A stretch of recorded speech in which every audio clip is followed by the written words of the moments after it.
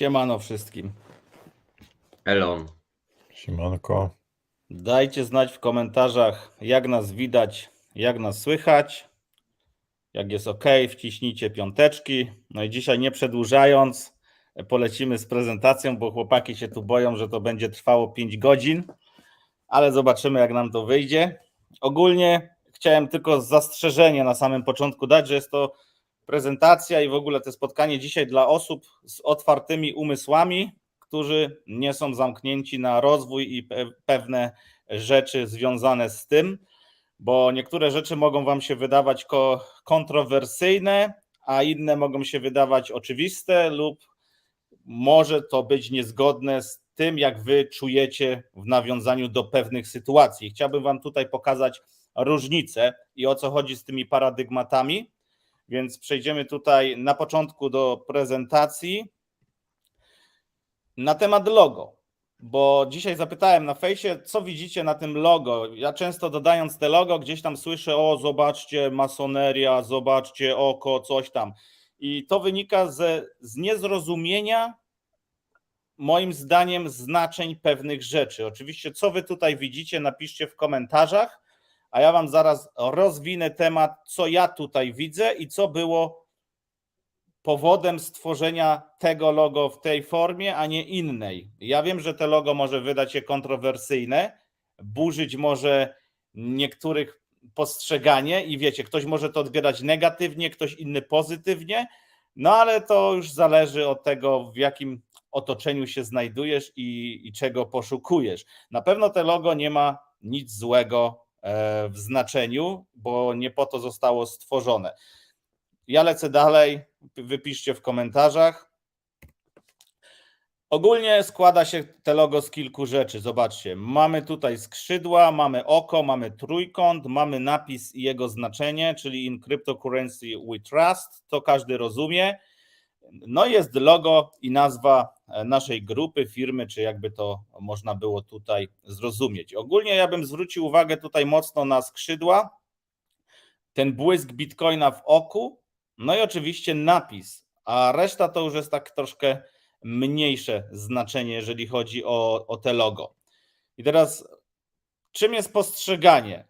Postrzeganie to proces, dzięki któremu rozumiemy świat w oku nas. I indywidualne jest to postrzeganie, bo to tak naprawdę zależy od rzeczywistości, które u nas w głowie zostały wykształcone i to, co oglądamy. I tak jak ja wam już nieraz mówiłem, ja nieraz błądzę w internecie, w różne miejsca, różne rzeczy oglądam, ale nigdy za bardzo staram się w to nie iść, ponieważ staram sobie dawać dystans do tego. I zarówno Michał i Kuba mają podobnie pewnie, no bo wiecie, teorie spiskowe, różnego typu rzeczy, my to lubimy oglądać i zawsze powiedzmy, że gdzieś cząstka prawdy w tym wszystkim jest. Jak nie bywa czasem tak, że z tych wszystkich teorii spiskowych staje się coś faktem po krótszym lub dłuższym czasie, nie? I teraz rozróżnienie, co jest dobre, a co jest złe. I na podstawie tego logo ktoś może potraktować to i czuć, że to jest złe, a ktoś może powiedzieć, że jest dobre. Wszystko zależy od tego, co my tak naprawdę wynieśliśmy, tak jak tutaj widzicie, z domu czy z kultury. Czyli na to wpływ ma wychowanie, kultura, osobiste doświadczenia, wartości, przekonania oraz społeczne wpływy i naciski. To jest też bardzo ważne.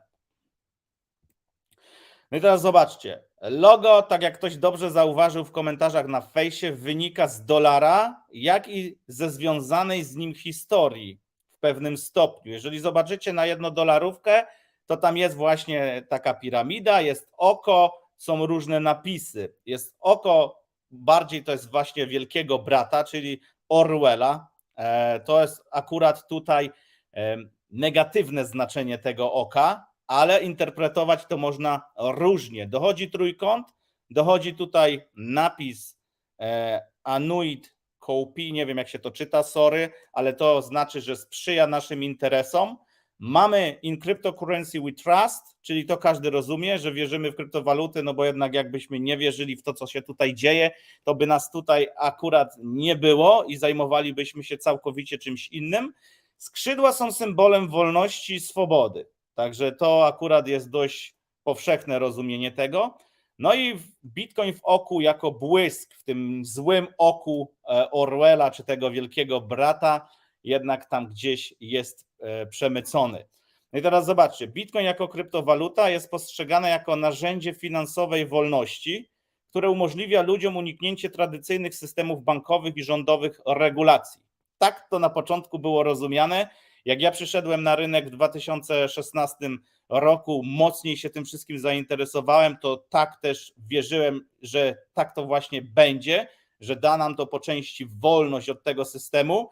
Dziś mam troszkę inne zdanie, bo też mówiliśmy tutaj o tej teorii, że jednak mogą nas ubrać w tego Bitcoina i jest szansa, że na przykład Bitcoin jest stworzony przez tam jakieś rządy, czy inne korporacje, czy nie wiadomo co, jest po to, żeby zniewolić jeszcze ludzi. To też można dwojako rozumieć. No i teraz dla wielu osób Bitcoin symbolizuje nową erę w finansach, gdzie kontrola nad pieniędzmi wraca do rąk jednostek. To też jest takie dość popularne. Tak ja to rozumiałem, jak zacząłem się interesować właśnie Bitcoinem i też dlatego lubię mieć trochę Bitcoinów. Trochę Bitcoinów, mówię o tym, że ty nie musisz mieć całego jednego Bitcoina, ale możesz mieć Satoshi. Połączenie skrzydeł i oka z symbolem Bitcoina sugeruje więc ideę finansowej wolności. Tak po części ja to rozumiem. Wy możecie też to oczywiście zrozumieć trochę inaczej, ale chcę wam powiedzieć, jak ja rozumiem moje akurat logo, które tworzyliśmy z Krzysztofem tutaj pod tą grupę. No i teraz uniesienie się ponad tradycyjne systemy finansowe i osiągnięcia niezależności finansowej, czy tam po prostu, żeby nie być zależnym tylko od jednego systemu. I teraz tak, dla niektórych może sugerować, że Bitcoin jest uległy, niestały lub nieprzewidywalny, podobnie jak lot ptaka. To też tutaj z drugiej strony wam trochę chciałem przedstawić właśnie znaczenie tych rzeczy. Dla innych może to być postrzegane jako odważne, innowatorskie podejście do finansów. Dla mnie akurat tak jest. W każdym razie kluczem jest to, aby logo komunikowało się z docelową grupą odbiorców w sposób, który jest zgodny z przesłaniem marki. I tak jak my tutaj cały czas skupiamy się nad rozwojem osobistym, nad budowaniem finansów, budowaniem zrozumienia tego rynku, rozwojem inteligencji finansowej, to te logo ma bardzo dobre znaczenie i tak należy je rozumieć. I teraz tak, jeżeli marka chce podkreślić swoją innowacyjność, niezależność i ducha wolności, to takie połączenie symboli może być bardzo skuteczne. No i moim zdaniem jest, bo troszkę jest jednak kontrowersyjne, uderza gdzieś tam w ludzi, w te ich po prostu jakieś odczucia, ale tak jak widzicie, jeżeli poznacie historię stworzenia tego logo, no to tu jest całkiem inaczej to do postrzegania i trzeba zmienić trochę myślenie, zrozumienie tych wszystkich znaków. Ważne jest też to, że symbolika ogólnie jest neutralna, żebyście też mieli obraz tego wszystkiego i to ludzie lub grupy ludzi nadają tej symbolice znaczenie. Ty możesz, mieć symbol, nie wiem, byka czy niedźwiedzia. Ogólnie zwierzęta są neutralne, ale w rynku finansowym mamy rynek byka, rynek niedźwiedzia. To ludzie interesujący się rynkiem finansowym nadali znaczenie tym właśnie symbolom. To taki krótki wstęp na samym początku. Teraz możemy przejść już do dalszej prezentacji. Paradygmat. Nie, poczekaj, bo jeżeli chodzi o te symbole, to z jednej strony owszem, dużo jest w tym prawdy, że ty nadajesz znaczenie dla danego symbolu, natomiast są też pewne symbole, które mają, nie chcę powiedzieć z góry, ale tak jest, ustalone znaczenie, bo pewne symbole jakby pochodzą z historii i one oznaczają konkretne rzeczy. Jasne, coś może innego oznaczać dla ciebie, mieć nie do końca taki, jak ma pierwotnie wydźwięk, natomiast to, jak to było stosowane i jak to było używane i jaki miało mieć wydźwięk, to już jest zupełnie inna rzecz, bo jakby pierwotne założenia są takie, a nie inne. I faktem jest też to, że wiele symboli, które obecnie są używane, miało zmienione to znaczenie z pierwotnego. Tak. O czym też się dowiadywaliśmy w czasie. I na przykład nie pomyślałbym, że niektóre symbole kiedyś nie były tym, czym są dzisiaj. Niektóre symbole dziś są odbierane negatywnie, a kiedyś były odbierane pozytywnie. Dokładnie.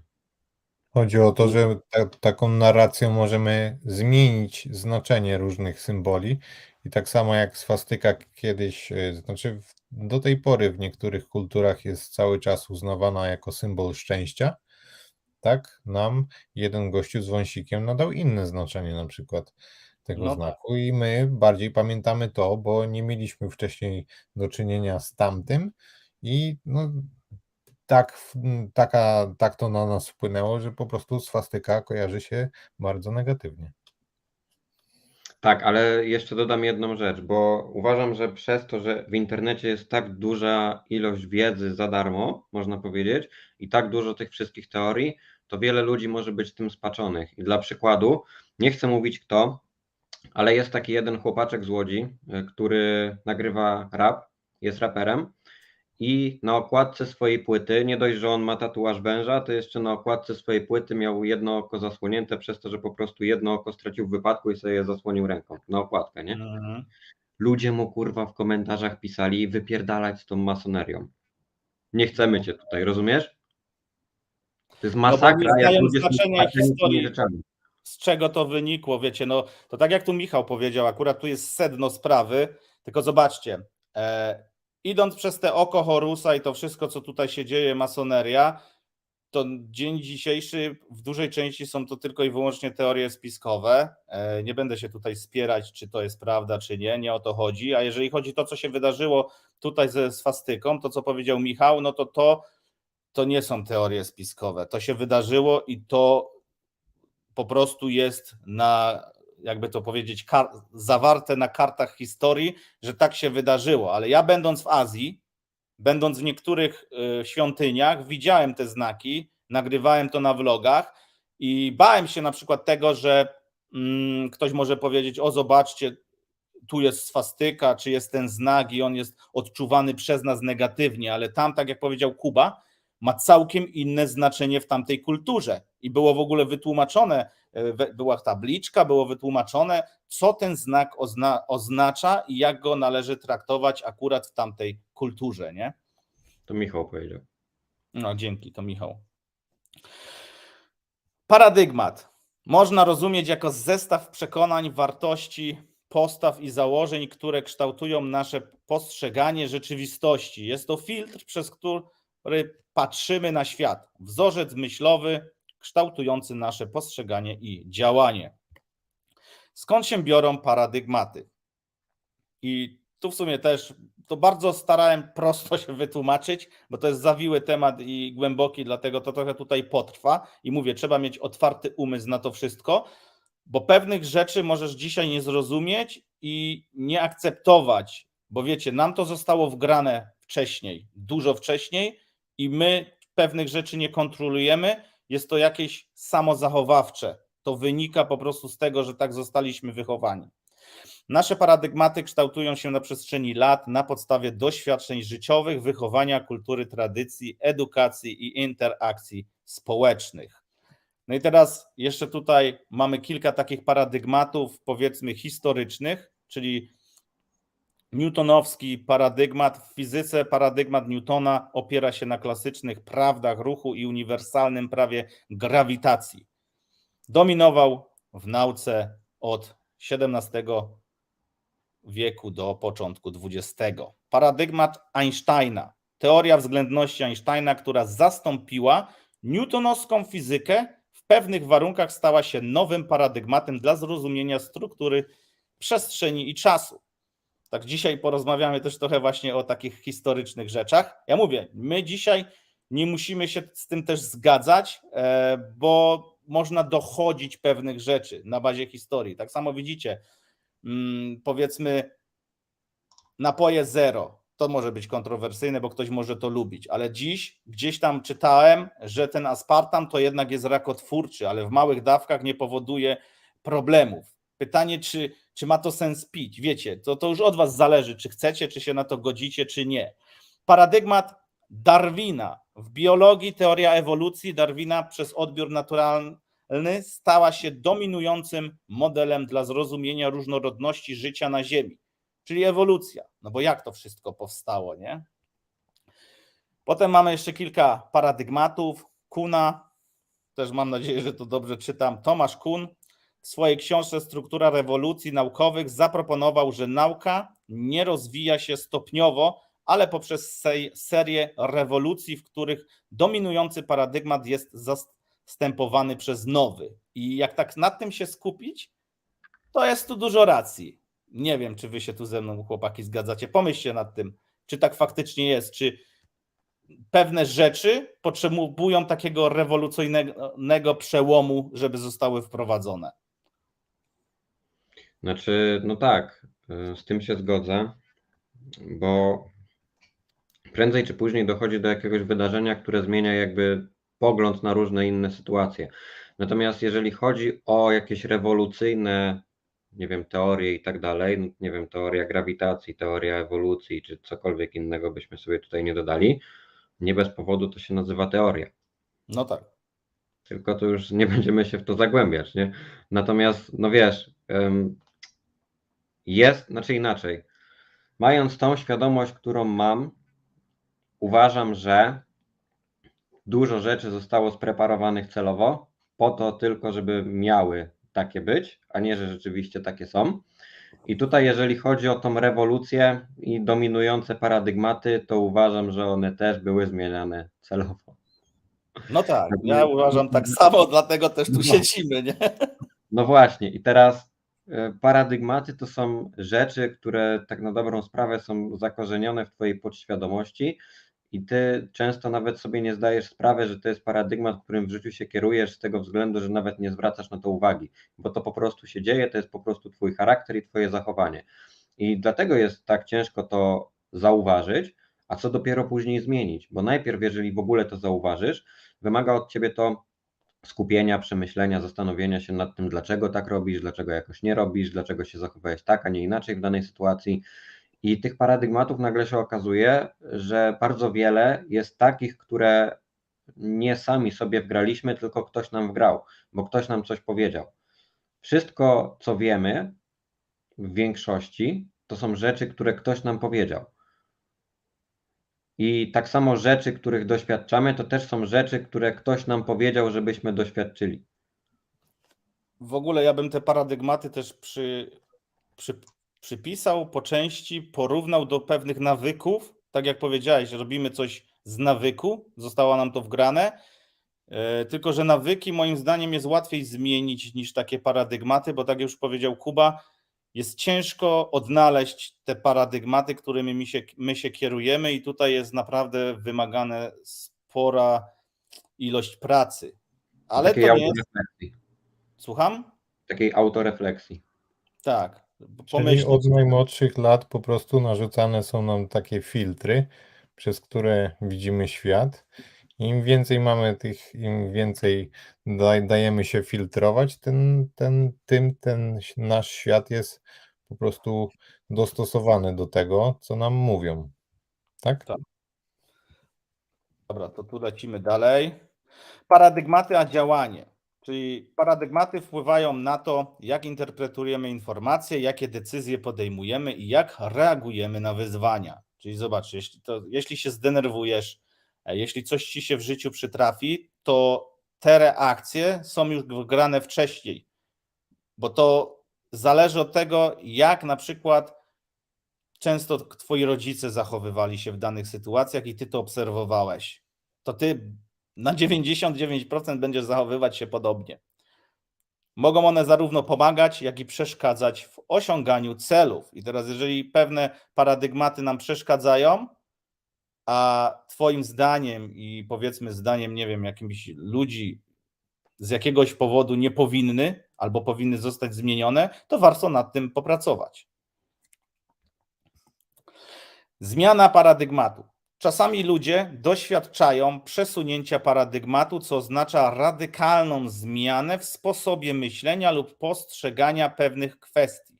Może to być wynikiem nowych doświadczeń, nauki czy głębokiej introspekcji. To jest po części to, co tutaj już chłopaki powiedzieli. I tu jest coś takiego, że kiedyś już uważano, że Ziemia jest płaska, jest centrum wszechświata. było to dominującym paradygmatem, dopiero postępy w nauce i obserwacje astronomiczne doprowadziły do zmiany tego paradygmatu. A ludzie zaczęli akceptować to, że Ziemia krąży wokół Słońca i jest kulista. A czy tak naprawdę jest? Ja nie wiem, ja tam u góry nie byłem. Znaczenie w życiu codziennym. I my dzisiaj skupimy się właśnie tutaj bardziej właśnie na tych paradygmatach, na tą walką samym z sobą, właśnie w tej codzienności, w rozwoju i w tym, żeby iść dalej i mieć z tego jakiś efekt. Więc tu tak naprawdę można też zrobić wiele ćwiczeń. Część tych ćwiczeń tutaj Wam pokażemy, bo to też jest rozpisane i trzeba się po prostu na tym skupić. Także na poziomie osobistym paradygmaty mogą dotyczyć naszych przekonań na temat siebie, innych ludzi, czy możliwości, jakie stoją przed nami. Często jest tak, że chcielibyśmy coś zrobić, ale z jakiegoś powodu nie potrafimy zrobić tego kroku do przodu i to też wynika z pewnych rzeczy. Teraz tak, na przykład, jeżeli wierzymy, że nie jesteśmy wystarczająco dobrzy, może to wpływać na nasze decyzje zawodowe, relacje i poczucie własnej wartości. I teraz, jeżeli coś takiego masz, że ty czujesz, że jesteś niewystarczająco dobry, no to pomyśl, dlaczego tak jest i co się stało, że tak jest. A ja ogółem mogę Wam powiedzieć ciekawostkę. Dajesz. Ostatnio oglądałem jeden wywiad, nie pamiętam z kim, chyba z Grzybykiem. I tam był poruszany temat facetów w łóżku. A mianowicie chodziło o to, że z czego wynika to, że dany facet w łóżku na przykład jest krótkodystansowcem, a z czego wynika to, że jest dobry, nie? I że może długo. I on powiedział, że w momencie, kiedy takie rzeczy się dzieją, to w naszej kulturze, jak ktoś idzie z tym do lekarza, to dostaje na to tabletkę i ma se radzić. A z kolei, jeżeli chodzi o medycynę chińską, którą on studiował, to powiedział, że tam jest w ten sposób, że jak idziesz do lekarza i mówisz mu, że masz taki problem, to lekarz ci zada pytanie, czy ty nie jesteś pizdą w domu. I teraz wynika to z tego, że w momencie, kiedy facet jakby nie osiąga sukcesów, nie jest doceniany, jest, no nie wiem, tłamszony, można powiedzieć, na swój sposób i nie czuje się mężczyzną, to on tym mężczyzną też nie będzie na innych płaszczyznach. A jeżeli odnosi jakieś sukcesy i wszystko mentalnie u niego gra i jest doceniany, kobieta go wspiera i inne takie rzeczy, to nagle się okazuje, że jego pewność siebie wzrasta. A jeżeli jego pewność siebie wzrasta, to on jest też lepszy w innych rzeczach. I to są takie rzeczy, o których byś nie pomyślał, jeżeli ktoś ci nie powie. Bo ja bym na przykład na to nie wpadł. Wiesz, to jest po części odbicie lustrzane, nie? Tak jak czujesz się w domu, to po części zachowujesz się tak gdzie indziej. Często się mówi, wyniosłeś coś z domu, zarówno te dobre zachowania, jak i złe zachowania, więc ja jestem w stanie to tutaj całkowicie zrozumieć. Tylko że świat trochę się nawet zmienia i teraz możesz się nie, jakby to nazwać, jak to tak ładnie brzmi, nie czuć facetem możesz się, nie? I tak jak dziś wkleiłem tam zdjęcie, że jakaś pani wygrała wyścig rowerowy, a tak naprawdę to nie do końca jest pani, ale ona się czuje, ten pan czuje się panią, nie chcę tu iść w ten temat, ale wiecie, o co mi chodzi, więc to naprawdę świat zwariował moim zdaniem i to grubo. No i tu co Kuba powiedział, no ja się z tym zgadzam, bo trzeba też stworzyć sobie swoje środowisko, żebyś ty się czuł z nim dobrze i pomóc najpierw sobie, żebyś mógł pomagać innym. Ja ten temat uważam za bardzo ważny tutaj, bo mi to pomaga, plus ja jestem teraz, widzicie, w fazie takiej zajawki i ogarniam te zarówno paradygmaty, przyzwyczajenia, różne, jakby to nazwać, rzeczy, które wynikają skądś, ale ja nie do końca jestem ich świadomy. Szukam tak naprawdę tych rzeczy, szukam te rzeczy, które mnie gdzieś hamują, ale pomoże mi to na przykład dzięki temu, że na tym będę pracować, przeskoczyć dalej. I Michał na przykład tam medytuje, robi różne rzeczy, zresztą tu też o tej medytacji jest troszkę dodane i to też pomaga. I zarówno każdy ma swój sposób na to, żeby zrobić ten krok dalej i zrozumieć zarówno siebie, jak i świat, to jak go postrzega lub zmienić trochę to, jakby chciał go postrzegać. Mam nadzieję, że zrozumieliście, o co mi chodzi. Wracamy do prezentacji może. Lecimy dalej. Ograniczające nas paradygmaty. Tego tu jest sporo. Nie będę tego wszystkiego tutaj czytać, przerabiać, bardziej tylko te nagłówki. Także widzicie, jestem niewystarczająco dobry. Nie zasługuję na sukces. Dlaczego ludzie tak myślą? Dlaczego tak jest? I to powoduje, że masz hamulce. Nie pozwala ci to w osiąganiu tego sukcesu, bo sam spisujesz się na straty na samym starcie, tak? Ja czegoś nie potrafię zrobić. Naucz się tego. To, że ty czegoś dziś nie potrafisz, to nie znaczy, że się nie da tego nauczyć. Nie mogę tego zrobić. Inni są lepsi ode mnie, to jest zbyt trudne. Ludzie i tak mnie nie zrozumieją. Wiecie, ile razy ja się z takimi rzeczami spotkałem? Jakbym ciągle tkwił w tym, to bym w życiu nie ruszył z miejsca. Nie jest to... Generalnie No, dodaj, Kuba. próbowaliście zimnych prysznicy kiedyś? Ale Nie, nienawidzę. nigdy nie mogę się przekonać. Ja nienawidzę tego. Zimno mi po prostu. Jeżdżam z Norwegii i pewnie dopiero jak dojadę, gdzie mam dojechać, to pewnie się przekonam, że teraz to tak. Wiecie, co Ale jest fajnego? jeśli chodzi, moment, bo jeszcze, no, albo dobra, dokończ. No. Nie, mów. Bo jeśli chodzi o te wcześniejsze tutaj, to widzę, że duże skupienie jest na tym, że patrzymy poza siebie, to znaczy, że inni są lepsi i inni mnie nie zrozumieją, a wydaje mi się, że bardziej trzeba patrzeć w głąb siebie i bardziej się skupić na sobie, a nie na świecie zewnętrznym i trzeba usatysfakcjonować samego siebie, Kumasz, o co chodzi. A nie innych. Nie jesteś zupą pomidorową, żeby cię wszyscy lubili. Niestety. Wszystkich nie uszczęśliwisz, skup się na sobie, ty bądź szczęśliwy, a później ludzie naokoło ciebie też będą. I pamiętajcie, co byś nie zrobił, to znajdzie się takie grono ludzi, co powie, że ty robisz to źle. Albo że ktoś to zrobi lepiej, tylko że ja już też nieraz powtarzam, że lepiej jest wybudować swój wyższy wieżowiec niż zaniżać innych. Prosto jest komuś dowalić, zaniżyć go, wiecie, opluć i skrytykować, ale trudniej jest pokazać, że jest może nie lepszym się, bo to też nie chodzi o taką chamską rywalizację. Ja lubię rywalizować. Ja lubię mieć wokół mnie osoby, które w pewnych rzeczach są lepsze ode mnie i to nie chodzi, że ja muszę być najlepszy we wszystkim, bo dzięki temu, że otaczamy się takimi osobami, to my nie musimy wiedzieć wszystkiego, my nie musimy potrafić wszystkiego, dzięki tym osobom i tak idziemy dalej. I tak jak przykład, czy ja jestem ekspertem, nie wiem, w Lego? No nie, ale mam wokół siebie ludzi, których uważam za ekspertów i dzięki temu sam posiadam Lego. Ale poczekaj, bo do czego zmierzałem? Tutaj są wypisane takie przykłady, że nie mogę tego zrobić, inni są lepsi ode mnie. Tam wcześniej były jeszcze jakieś inne przykłady, że nie jestem wystarczająco dobry, nie zasługuję na sukces.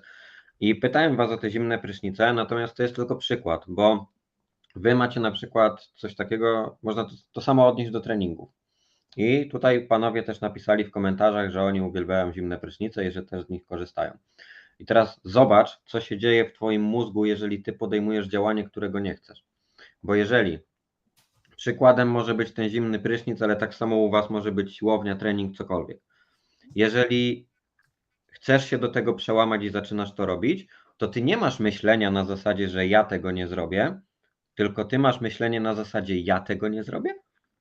Co, jestem pizda? No, tak jest.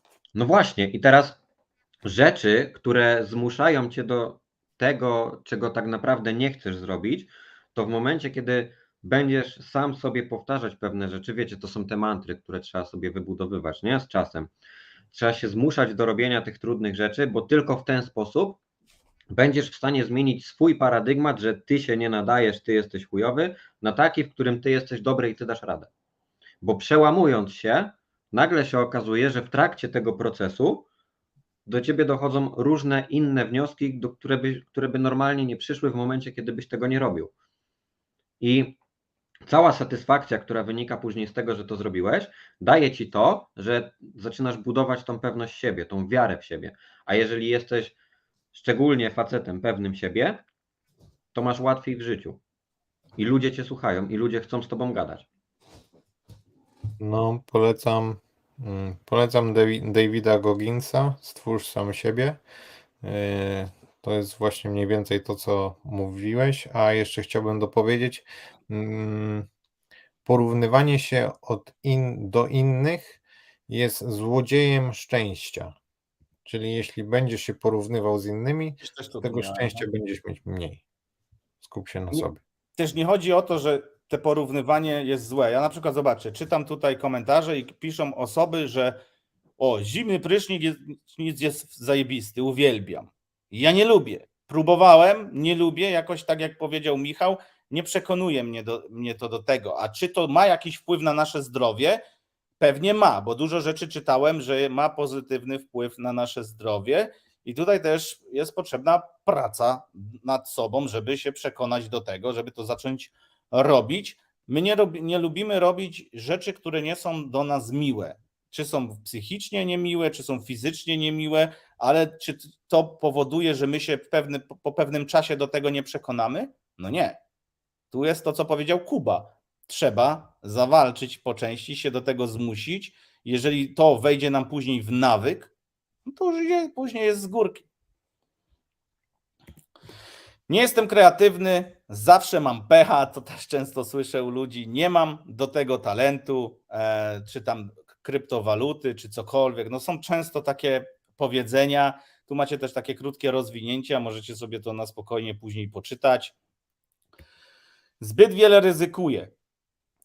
To też dotyczy przede wszystkim budowania kapitału, inwestowania i tego typu rzeczy, a może nawet życia, tak? Nie wiem, ktoś może powiedzieć, że jeżeli skoczę ze spadochronu, to zbyt wiele ryzykuję. To samo z bungee, bo różne rzeczy mogą się wydarzyć, tak? I to wszystko jest zrozumiałe. Jestem zbyt stara, żeby to zrobić. To też często pojawia się u ludzi, gdzie słucham. Sam to często stosuję i mówię, ja już chyba jestem za stary. Wiecie, o co chodzi, nie? A to tak naprawdę jest wszystko zamknięte w waszej głowie. Ludzie z mojego otoczenia nigdy nie osiągnęli tego, więc ja też nie osiągnę. Więc jeżeli takie macie w ogóle myślenie, to zmieńcie otoczenie. Pytanie, w jakim otoczeniu ty się obracasz, bo zazwyczaj jest tak, że otoczenie kieruje cię w tą stronę, co tam się dzieje. Jeżeli zmienisz otoczenie i będziesz otaczał się ludźmi, którzy będą cię wspierać, to dużo łatwiej będzie ci zdobywać jakieś wyniki i sukcesy. Jeżeli będziesz się otaczał ludźmi, tak zwanymi maruderami i wampirami energetycznymi, to tutaj dużo nie ugrasz. Teraz zobaczcie, kolejne. Ja tego tu dość sporo wymieniłem, bo zależało mi na tym, żebyście po prostu po części to poznali, bo pewnie nieraz też was to spotkało, że tak sobie mówiliście i to po części są też wymówki nasze. To dalej jest rozwinięte. Wszyscy przeciwko mnie. Nie jestem typem osoby, która zawsze coś mi nie pasuje. Nie potrafię oszczędzać pieniędzy. Nie jestem sportowcem, nie jestem technologiczna, nie jestem dobrym rodzicem, nie potrafię się uczyć. Przecież to wszystko, co tutaj jest wymienione, da się zrobić, da się nauczyć, da się to poprawić, tylko trzeba nad tym pracować. Nie wiem, czy kleicie, o co mi chodzi. Łatwo jest mówić nie. Moment, Kamil Gawior się pyta o tytuł książki. To nie jest książka, David Goggins, to jest po prostu postać i poczytaj sobie o nim. David Goggins przez 2G. Jeż. Kolejny. Nie jestem zabawna. Nie potrafię mówić publicznie. Ja to miałem. Myślałem, że nie potrafię, a całkiem nieźle mi to wychodzi. Nie jestem dobry w matematyce. Nie jestem artystą, nie potrafię sprzedawać, nie potrafię mówić nie. Tu akurat często ludzie nie potrafią mówić nie i nad tym warto popracować, żeby tutaj właśnie nad swoją asertywnością, bo będziesz ciągle wykorzystywany. Nie jestem liderem, nie jestem romantykiem, nie potrafię gotować. To tak samo są takie rzeczy, które da się wyuczyć. W ogóle wiesz, jaka jest definicja asertywności? Bo się okazuje, że to nie jest tylko umiejętność mówienia nie. To ludzie tak myślą, że to jest umiejętność mówienia nie. Natomiast asertywność, posiadanie i wyrażanie własnego zdania oraz bezpośrednie wyrażanie emocji i postaw w granicach nienaruszających praw i psychicznego, czekaj, zaraz ci doczytam, i psychicznego terytorium innych osób oraz własnych, bez zachowań agresywnych, a także obrona własnych praw w sytuacjach społecznych. Jest to umiejętność nabyta. Tak. I często jest tak, że ktoś, kto jest asertywny i potrafi to, co tutaj Kuba wymienił, czyli mówić nie, bronić swoich praw i tego wszystkiego, jest odbierany przez niektóre osoby negatywnie i zazwyczaj przez takie osoby, które myślą tylko i wyłącznie przez swój pryzmat, patrzą przez swoje okulary, nic więcej nie widzą. Generalnie łatwo pomylić arogancję z pewnością siebie też, natomiast jedno od drugiego odróżnia to, że w momencie, kiedy jesteś pewny siebie, to warto też, żebyś był merytoryczny i potrafił merytorycznie prowadzić dyskusję i miał argumenty na to, co mówisz. Bo jeżeli tych argumentów ci brakuje i twoja rozmowa opiera się na tym, bo ja tak uważam, bo ja tak myślę, bo mi się wydaje, to nie jesteś wiarygodny. A w momencie, kiedy nauczysz się patrzeć pragmatycznie na różne rzeczy, to nagle się okazuje, że przestaje cię obchodzić, jakie względem czegoś masz emocje, bo nagle to nie o emocje chodzi. Bo wiecie, prawda jest jedna, w zależności od tego, z którego kąta na nią patrzymy i jakie emocje do niej dołożymy. Ale jeżeli wyeliminujesz te emocje, to nagle się okazuje, że dużo rzeczy, które te emocje powodowały naokoło tej jednej prawdy, były niewłaściwe. Bo emocje powodują to, że dopowiadamy swoje prawdy do tej jednej prawdy i że tworzymy kolejne prawdy. Wiecie, o co chodzi? To jest taka samo napędzająca się kula, że jeżeli zaczynasz coś rozkminiać, na przykład, nie wiem, dziewczyna do mnie nie dzwoni, to pewnie jest zajęta, siedzi z jakimś kolegą, pewnie mnie zdradza. To już jest takie mega nabudowywanie sobie tych emocji. To jest to, że te emocje powodują, że ty się nakręcasz, a później z tego się tworzą problemy. I dlatego mówię, że warto być pragmatycznym i opierać dyskusję na tych pragmatycznych rzeczach, bo później, w momencie, kiedy ludzie zauważą, że ty nie gdybasz, nie fiziujesz, nie wymyślasz, nie snujesz teorii, tylko bazujesz na tym, co jest rzeczywiście widoczne, zyskujesz w ich oczach. I później przez umiejętność prowadzenia dyskusji w ten sposób, nagle się okazuje, że ty też sam siebie zbudowałeś, nabrałeś więcej szacunku w oczach ludzi, więcej pewności siebie w oczach swoich i nagle jesteś zupełnie innym gościem niż byłeś wcześniej.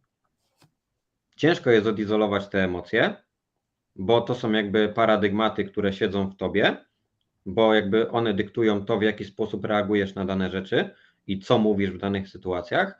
Natomiast to, co powiedziałem wcześniej, jak już zidentyfikujesz te paradygmaty, to dopiero wtedy jesteś w stanie stwierdzić, że coś tym paradygmatem jest i dopiero potem można pracować nad tym, żeby go zmienić. Wielu ludzi pasowałoby, żeby sobie usiadło raz na jakiś czas i zastanowiło się nad sobą, w którą drogę idą i co tak naprawdę jest nie tak, bo to, co wszystko tutaj jest wypisane, to jest totalna bzdura według mnie. Nie jestem zabawny i nie potrafię mówić, no to bądź, no. Nie jestem artystą, no to zacznij rysować. Nikt nie jest artystą od dnia jeden, tylko weź ten ołówek, zacznij coś dłubać, może coś ci wyjdzie. Musisz spróbować, musisz robić. Nie potrafię mówić nie, no to zacznij czytać właśnie jakieś książki o asertywności i wszystkiego da się nauczyć.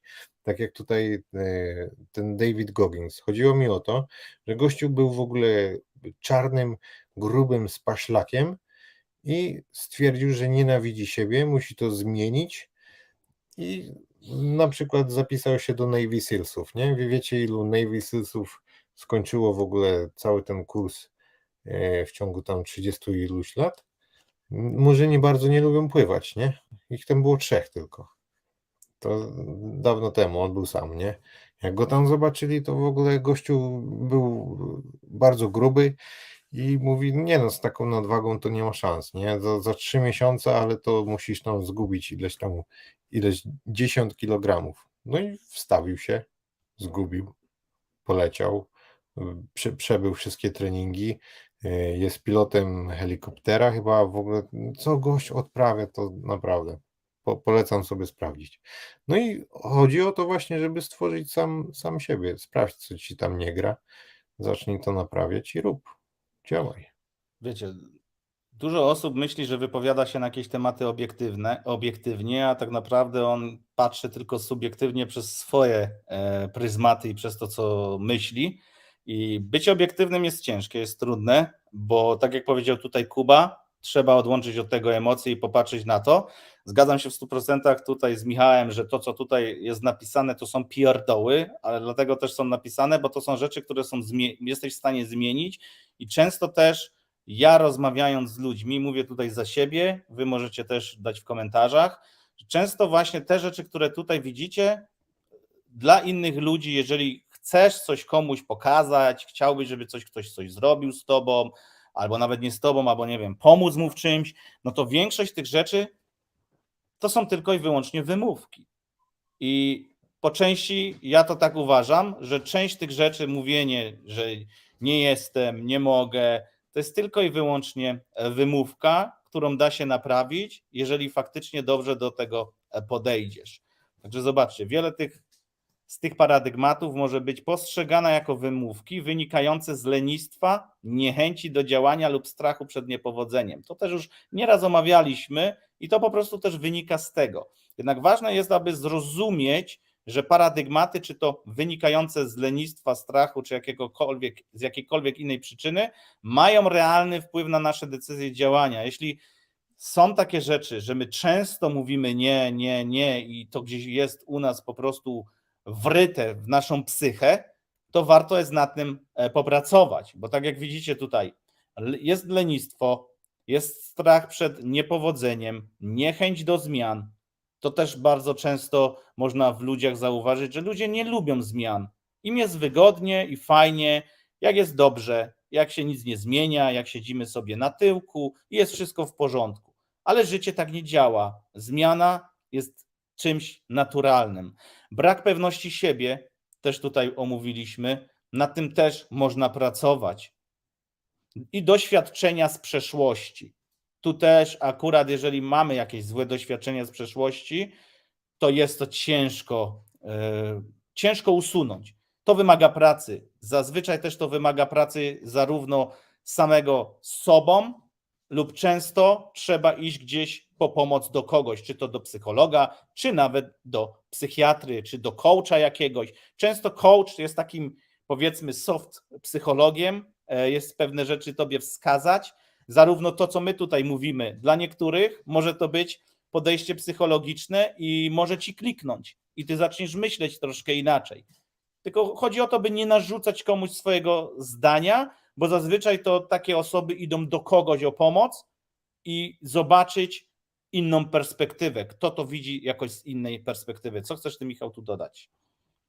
Nie, chciałem tylko powiedzieć, że nie mówi się coach, tylko trener. Coś, albo trener mentalny, można powiedzieć. Coach. Znaczy wiem, że coach Mike, nie, ale No. Może przeczytajmy tu kilka rzeczy. Lenistwo. Często ludzie używają pewnych przekonań jako wymówek, aby nie podejmować działań. Na przykład mówiąc, nie jestem technologiczny, może być wygodnym sposobem na uniknięcie nauki i obsługi nowego oprogramowania. Albo jestem techniczny.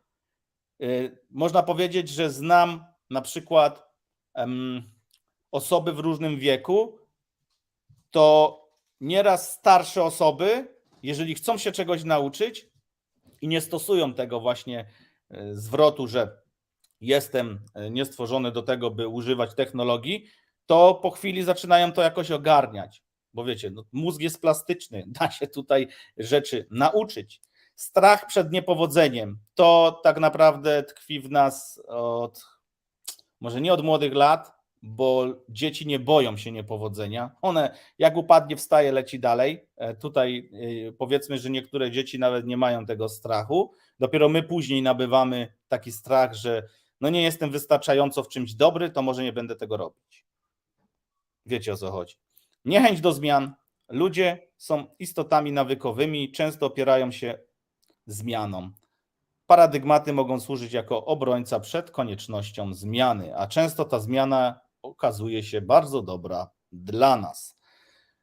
Brak pewności siebie, czyli niektóre paradygmaty mogą wynikać z niskiej samooceny lub braku pewności siebie. Osoba może wierzyć, że nie zasługuje na sukces, ponieważ w głębi duszy czuje się, że nie jest wystarczająco dobra.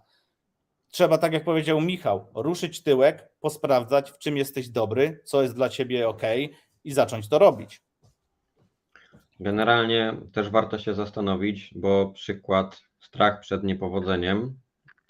Dlaczego większość z Was nie zada sobie pytania, dlaczego boję się porażki?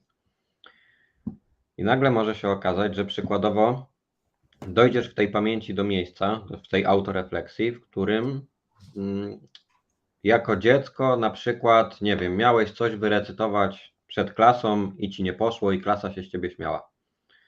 I to mogło zostać w tobie jako trauma. Przykładowo. Bo różnie reagujemy na takie różne sytuacje, więc ten strach przed niepowodzeniem może wynikać na przykład z tego, że boję się, co inni pomyślą na mój temat, jak mi się nie uda. A to też jest coś, co wyniszcza, znaczy inaczej. Strach przed tym, co pomyślą albo powiedzą inni, jest z góry killerem jakiegokolwiek progresu. Tak, zrobię Bo sobie jeżeli- tatuaż, co powiedzą w szkole.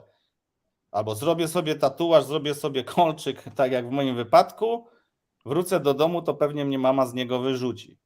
Wiecie, o co chodzi, nie? Doświadczenie. No tak, tylko, że wiesz, teraz już jesteśmy osobami dorosłymi, a dalej to mamy. To już mnie mama z domu nie wyrzuci. No tak, Ale No, ale siedzi i tak. ale może sobie źle o tobie pomyśleć i to dalej znów wiesz. To jest tak wryte i ciężkie. Najgorsze jest to w tym wszystkim, w sumie może nie najgorsze, ale najtrudniejsze, że ty żyjesz w tym paradygmacie, w takim postrzeganiu i na przykład ta druga osoba. Jeżeli obaj tego nie przepracujecie, to zawsze coś będzie niedobrze. Bo ty coś przepracujesz, otworzysz sobie łeb na to, ale tamta osoba będzie dalej betonem, nie? Tak przysłowiowym. Wiesz, o co chodzi. Tylko wiesz co, tutaj też cenna umiejętność po drodze, jak ty to przepracowujesz, to sądzę, że cenną umiejętnością od razu, jaką możesz nabywać, to jest, znowu użyję tego słowa, pragmatyczne wytłumaczenie tej osobie twojego punktu widzenia i twoich powódek.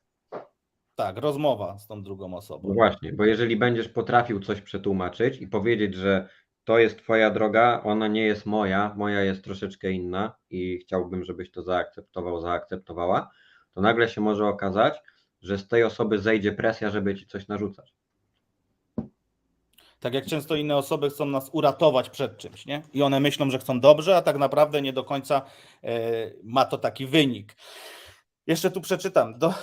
Doświadczenia z przeszłości. Negatywne doświadczenia mogą prowadzić do tworzenia się ograniczających paradygmatów. Ktoś, kto doświadczył wielu niepowodzeń w przeszłości, to co tu mówiliśmy, może nie wierzyć w to i zawsze uważać, że zawsze mi się coś psuje. To widzicie, dlatego wymieniłem te rzeczy tu i tu troszkę bardziej rozpisałem. Teraz przejdźmy do pracy nad tymi paradygmatami, czyli ta samorefleksja, to jest to, co tutaj już Kuba mówił, że trzeba po prostu pomyśleć nad tym wszystkim, zlokalizować te paradygmaty, zadać sobie pytanie dlaczego i iść coraz głębiej, aż będziesz wiedział, dlaczego czegoś nie chcesz zrobić. W takim po prostu stopniu. Nawet dojście do wiedzy, dlaczego czegoś nie chcesz zrobić, może być zgubne. Bo zobacz, jak brzmi to pytanie. No tak, czyli co, ciągle będziesz dlaczego zadawać i nigdy się nie skończy ta droga. O to masz na myśli. Nie chodzi o to. Dochodzę do miejsca i wiem, dlaczego nie chcę tego zrobić. No to jak wiem, to tego nie robię. A, dobra, teraz rozumiem. W tym Rozumiesz? kontekście. Czyli racjonalizowanie sobie po części tego, że ty czegoś nie chcesz zrobić. No właśnie. Dlatego chodzi o to, żeby nie tyle dojść do tego, dlaczego ty masz wiedzieć, że czegoś nie chcesz zrobić, tylko masz dojść do momentu, w którym będziesz wiedział, co cię blokowało przed tym, żebyś to zrobił. To jest dobra. to samo, tylko inaczej zadane pytanie. No tak. No przede wszystkim musisz wiedzieć, po co to robisz i dlaczego, I wtedy czasami już ta druga strona nie ma znaczenia. Bo szukasz sobie kolejnych rzeczy, które są zazwyczaj już tym czymś dobrym, nie? No to mamy Ogółem właśnie. jedna No. rzecz, to powiem jeszcze. Ostatnio widziałem taki filmik na Twitterze. Nie wiem, kto go widział, kto nie, ale przytoczę. Siedzi gość, który może jest bezdomny, może nie. W każdym razie jest niewidomy. I obok na kartce ma napisane: pomóż mi, jestem niewidomy. I jest pokazane, jak ludzie przechodzą, nikt mu nie pomaga. Przychodzi jakaś dziewczynka, bierze ten karton, pisze na odwrocie inne zdanie, kładzie i odchodzi. I nagle się okazuje, że ludzie zaczynają wrzucać. A co ona napisała na tym kartonie? Ona napisała nie, że pomóż mi, jestem bezdomny, tylko co za piękny dzień, szkoda, że go nie widzę. No, czyli wydźwięk komunikatu, nie? Coś Nie bezdomny, tylko niewidomy, sorry. No, No właśnie. no jest mega. Więc ludzie też mogą źle odbierać pewne rzeczy, nie? I to też przez paradygmaty, przez to, że coś, wiesz, jest traktowane za coś negatywnego, a tu to jest neutralne w sumie, nie? Neutralne, nie prosi cię o nic, jest tylko informacją, że po prostu fajny dzień, szkoda, że nie... No mocne dla mnie, nie? Dobra, lecimy dalej. Pierwszym krokiem jest uświadomienie sobie swoich paradygmatów, zastanów się nad tym, jakie przekonania kierują twoim życiem i zastanów się, skąd się wzięły. Zastanów się nad swoimi reakcjami, decyzjami w różnych sytuacjach. To też już nieraz mówiłem, musicie pracować nad tym, żeby jeżeli coś samego ciebie wkurza, że ty na przykład nadmiernie się przez coś denerwujesz, to popracuj nad tym, by cię to tak nie denerwowało, by inaczej reagować w pewnych sytuacjach. Czy istnieją pewne wzorce w twoim zachowaniu, które powtarzają się? Jeżeli tak, to już jest po części właśnie jakiś paradygmat, że się notorycznie na przykład denerwujesz, jak ktoś, nie wiem, biega. Ej, a teraz pytanie. Jak pracować nad tym, że jestem nerwusem? Bo powiedziałeś, ale to jest mega otwarte. Pij. Nie, no nie tak. Tu nawet nie chodzi, że tabletki, wiecie, bo niektóre osoby to też często popularne. Idziesz do doktora, ktoś ci wrzuci tabletkę, to weź sobie tabletki na uspokojenie, ale tutaj to nie jest praca nad problemem i z tym, z czego to wynika, tylko to jest łagodzeniem skutków i tłumieniem swoich emocji, a tutaj trzeba nad emocjami popracować, nad samą sobą, nad dyscypliną i nad tym To twoim pan. zachowaniem.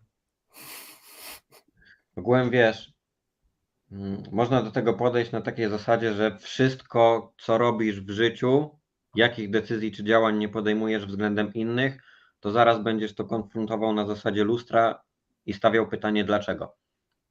Bo teraz przykładowo, nie wiem, nakrzyczałeś na pracowników. Dlaczego na nich nakrzyczałem? Co zrobiłem? Znaczy, co wywołało to, że na nich nakrzyczałem? Co mi to dało, że na nich nakrzyczałem? Co im to da, że na nich nakrzyczałem? Czy to jest pozytywne, czy to jest negatywne? Czy warto to robić? I wiecie, nagle się okazuje, że doświadczasz jakiejś sytuacji albo sam stwarzasz daną sytuację, a później sam stawiasz się w perspektywie trzeciej osoby, starasz się spojrzeć na to z boku i przeanalizować, czy rzeczywiście to, co zrobiłeś, było adekwatne do tego, jakie działania podjąłeś. Czyli to jest taka samorefleksja nad twoim Tak. dokładnym zachowaniem, nie? Dziennik.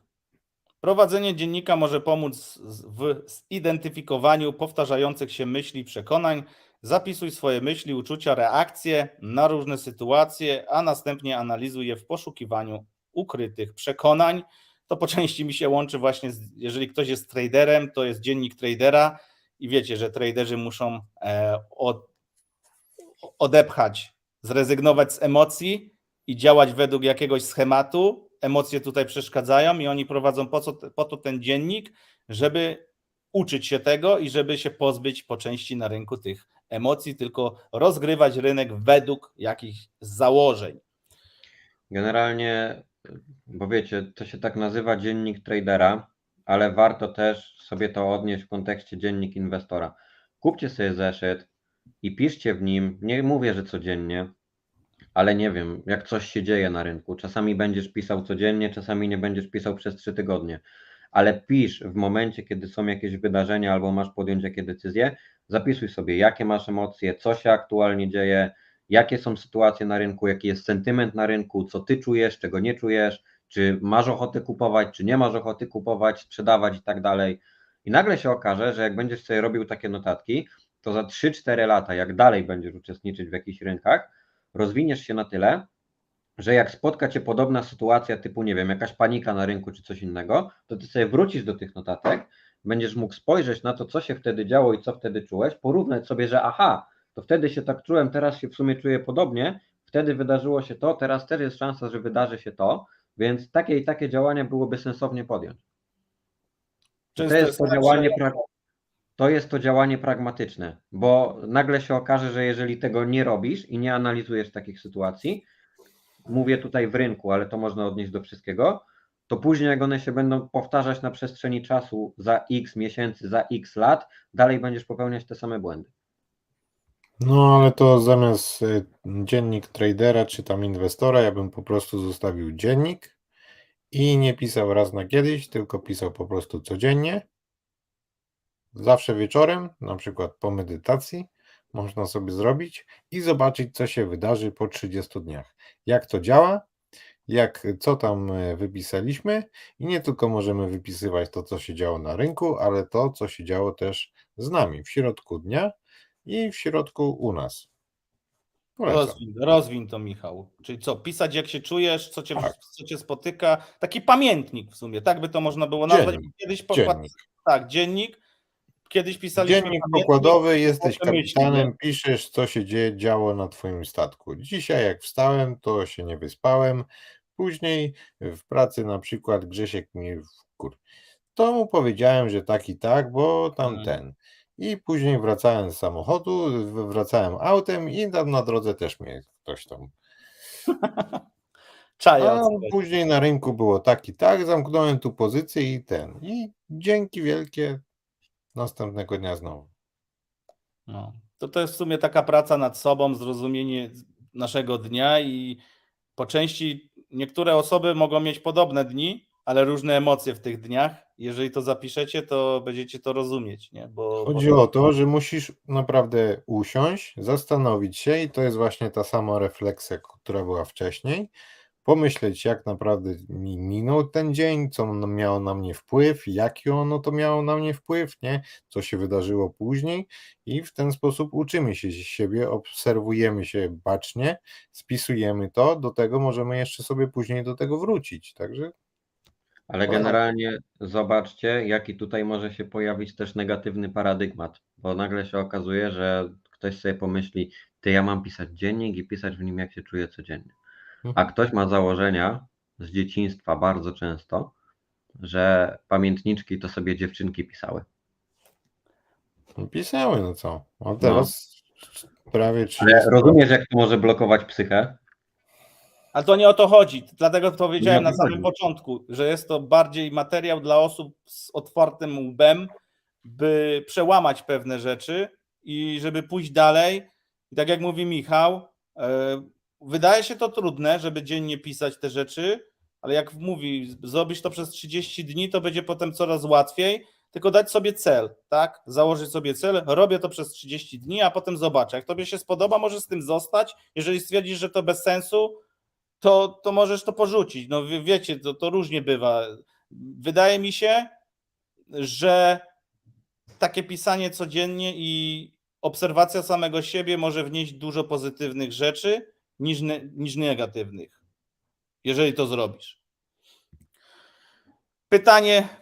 Pytania prowokujące. Zadawaj sobie pytania, które mogą wydobyć twoje ukryte przekonania. Na przykład, dlaczego wierzę, że nie mogę tego zrobić? Lub skąd wzięło się moje przekonanie, że zawsze muszę być najlepszy? To jest po części to, co Kuba tu tłumaczył. Tylko że tu idziemy głębiej, wiecie, bo często jest tak, że ludzie sobie właśnie zadają, muszę być w czymś najlepszy, muszę tylko wygrywać. I jak przestajesz wygrywać, to się bardzo źle z tym czujesz. I też warto nad tym popracować, bo to życie nie polega też na tym, że ty ciągle będziesz wygrywać i ciągle będzie ci się wszystko udawać, czy będzie ci wszystko wychodzić. Jednak trzeba się mierzyć z tymi trudnościami. Feedback od innych. To tak po części, jak my tu sobie dajemy feedback, plus możecie wy odnieść się do tego, co my dzisiaj tutaj zrobiliśmy w komentarzach, w feedbacku, czy wam się to podobało, czy nie, czy jest to wartościowe, czy nie, tylko merytorycznie i po prostu wtedy będziemy wiedzieć, czy faktycznie komuś to, co robimy, się podoba. Teraz tu jest bardziej wytłumaczone w tym kontekście, że często inni ludzie mogą dostrzec nasze ukryte przekonania lepiej niż my sami. To też już nieraz tutaj mówiliśmy, że jak ty jesteś na przykład w transie robienia czegoś, to ktoś inny może zauważyć, że ty za bardzo gdzieś w którąś stronę odlatujesz. Także możesz kogoś poprosić, żeby ewentualnie przeanalizował to z tobą, ale to musi być, tak jak tu zaznaczone jest, zaufana osoba. Wyzwania i eksperymenty. To po części ja tutaj Michała uważam za taką osobę, która robi sobie wyzwania i eksperymenty, bo on różne rzeczy robi. Ja też po części tam zaczynam coś robić, trochę więcej czasu na to poświęcać, bo z czystej ciekawości chcę też widzieć, jakie to będzie miało odbicie na mnie samym. I powiem wam, że już po niektórych rzeczach widzę taką bardziej właśnie samoświadomość tego, co robię, dlaczego robię, i działa to pozytywnie, tylko trzeba w tym wytrwać, nie? Także kiedy zidentyfikujesz ograniczający paradygmat, zastanów się, czy jest on prawdziwy, czy masz dowody na to, że jest prawdziwy, czy są dowody temu przeciwne. Wyzwij swoje przekonania, podejmując działania, które są w sprzeczności z twoimi typowymi wzorcami, obserwuj swoje reakcje i uczucia w trakcie tych eksperymentów. No i tu po części pomocny może być ten dziennik, bo musisz to zapisać, musisz to przeanalizować. Nie wystarczy pomyśleć sobie w głowie, tylko trzeba to zapisać. Zastąpienie nowymi przekonaniami, czyli tak jak tutaj mamy i nawyki, zarówno te złe i dobre, to zazwyczaj nawyk zły, czyli nie wiem, palenie papierosów, często osoby chcą rzucić, to pomaga zastąpienie czymś innym, na przykład mniej szkodliwym, czy coś w tym kontekście. To tutaj, jeżeli chodzi właśnie o paradygmaty, no to kiedy zidentyfikujesz ograniczający cię paradygmat, zastanów się, jakie przekonanie mógłbyś postawić na jego miejscu, czyli zastąpić go, czy zachowanie. Tak jak już to też mówiłem gdzieś wcześniej, jeżeli coś się źle wydarza, to zamiast krzyczeć, zrób coś innego, albo myśl o tym, staraj się zrobić coś innego. Tylko że krzyk, reakcja nerwowa, nie wiem, wkurzenie się, to jest takim czymś, co my mamy w sobie i wybuchamy na przykład. I nad tym też da się pracować, nad kontrolą swoich emocji, tego wszystkiego. Teraz na przykład, zamiast myśleć, nie jestem wystarczająco dobry, możesz myśleć, jestem w stanie się nauczyć i rozwijać. To jest to, co powiedział Michał tam z tą listą, że to bzdura.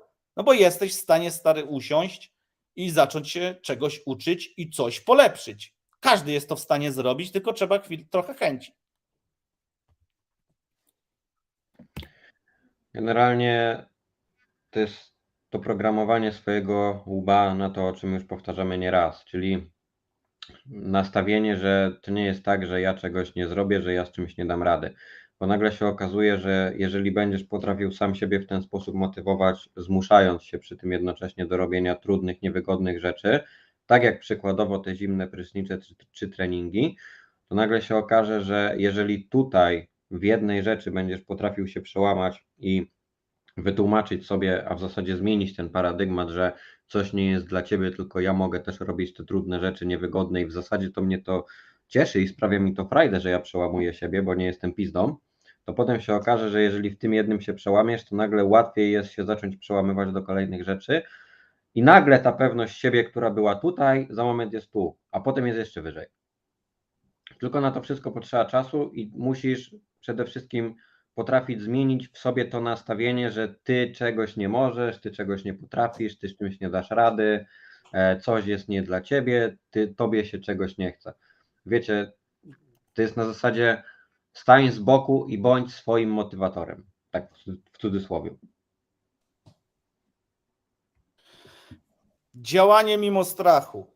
To też dość popularne powiedzenie gdzieś tu w naszych szeregach, bo boimy się w sumie cały czas, tylko trzeba to zrozumieć, że mimo tego strachu i tak trzeba działać. I tak jak już gdzieś też powiedziałem nieraz, czy usłyszałem, jeżeli idziesz przez piekło, to idź. Nie zatrzymuj się, po prostu idź. I jeśli chodzi o może nie strach, ale motywację, to dużo bardziej ludzie motywują się tym, że właśnie unikają tych rzeczy złych, a mniejszą motywacją jest właśnie obietnica przyjemności, więc też te działania jakby w negatywnym, mimo negatywnego otoczenia po prostu nas budują. No a strach, no to wiadomo, no jak się boisz, to robisz to przestraszony i tyle. No strach to jest czymś naturalnym, no wiesz, tylko idioci moim zdaniem się nie boją, nie? To też jest tak, no musisz, to jest naturalne zjawisko. Boimy się zacząć jeździć na rowerze, boimy się iść na prawo jazdy, boimy się iść do nowej szkoły, znaczy boimy się, to są takie odczucia, może nie do końca strach, ale jakieś takie wyzwania wewnętrzne, nie wiem, boimy się wyjazdu za granicę, boimy się lecieć samolotem, może nawet nie boimy, tylko obawiamy się czegoś i teraz po części, tak jak tutaj napisał komentarz Łukasz, dla każdego na początku jakiś temat to czarna magia, a po jakimś czasie sam się z tego śmiejesz, bo wcale to nie było takie trudne. I to praktycznie zawsze się sprawdza i nawet wam powiem, że te rzeczy, które wam się wydawały zajebiście trudne, jak to zrobisz raz i przyłożysz się do tego, to później one są zajebiście łatwe. A zobacz tutaj kolejną rzecz, bo następny komentarz, że ja bym chciał tyle rzeczy zrobić, ale ogranicza mnie brak siana. To teraz pomyśl, co cię ogranicza, że ty nie zarabiasz więcej tego siana. To się łączy. Miałem coś do powiedzieć, ale teraz mi wypadło, nieważne. To zaraz pewnie dopowiesz. Ja rozumiem tutaj Kuby, co ma na myśli, że ogranicza go brak siana, no bo to jest często jest tak, że wiesz, może powinieneś przewartościować pewne rzeczy i znaleźć powód, tak jak powiedział Kuba, dlaczego nie masz wystarczająco siana, albo wydajesz za dużo tu, albo wydajesz za dużo tam, albo kupujesz za dużo pierdół, a jeżeli jesteś w takim miejscu, gdzie naprawdę dużo ludzi jest, że starcza ci od pierwszego do pierwszego, bo tak to też bywa, no to tutaj warto rozglądać się za czymś innym, za nową pracą, za nowymi umiejętnościami, na wzbogaceniem swojej osoby, żeby wycenili twoją pracę i to, co robisz, trochę inaczej na rynku. Bo szef ci nie da tak podwyżki, nawet jak pójdziesz. Ja próbowałem, naprawdę, to był dobry przykład wam opowiem. Trochę nie w temacie, ale jak ja pracowałem w fabryce, tam gdzie pracowałem, to po czasie dostałem umowę na stałe. Liza, czyli moja dziewczyna, pracowała tam na sezonowo, czyli była pracownikiem sezonowym 3-6 różnie miesięcy w ciągu roku. Później mnie zwolnili, w sumie sam ciężko na to zapracowałem przez 2 lata. Tutaj kto jest bliżej mnie, to wie, co tam chciałem osiągnąć i to mi się udało zrobić. To ona dostała kontrakt na stałe. Tak? Zaproponowano jej kontrakt na stałe. No i przyszła do domu w sumie nieucieszona i zastanawiam się, co się tam stało, nie? No i często bywa tak, że nowe osoby, które tam przychodziły do pracy, miały wyższe stawki godzinowe niż ta osoba, która tam pracuje już nieważne, że sezonowo, ale ma dużo większe doświadczenie, bo pracowała tam na przykład 3, 4 lub 5 lat. Dostaje, uwaga, podwyżkę 1 złotówkę na godzinę w kontekście pracy, którą wykonywała, co i tak z tą podwyżką jest mniej niż osoba, która jest przyjęta bez doświadczenia. I niestety tutaj to tak nie działa i można, nie wiem, pluć na Polskę, można na inne kraje, ale tak jest na całym świecie. O, Mariusz tu pisze koronę. No tak, to było koronę, ale chodzi o to, że jeżeli to by było w Polsce, to by była 1 złotówka, Także no tak to działa na całym świecie. Jednak ty, będąc pracownikiem u kogoś, jesteś skazany na to, co ta osoba jest tobie w stanie zaoferować. Mimo że często mamy tak, że mamy taki system czy czas pracownika, gdzie ci pracownicy dyktują tutaj stawki, jednak tutaj warto zawalczyć o to, żeby zrobić coś ekstra, coś innego.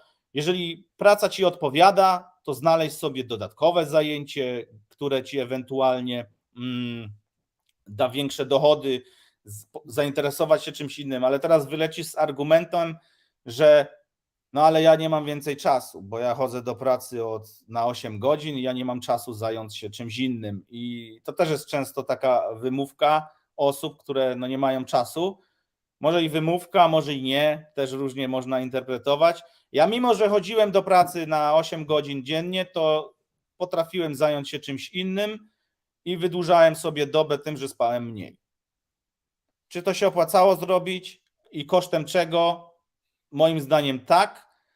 Pewnie jak będę starszy, to dopiero gdzieś odczuję skutki pewnych rzeczy, działań takich za młodości, czyli jakiegoś niesystematycznego spania lub czegoś, no ale zawsze coś kosztem czegoś. Więc albo żyjesz tu dobrze teraz i masz fajnie, albo poświęcasz się, żeby później żyć sobie spokojniej. No i zobacz, tutaj ciekawe pytanie.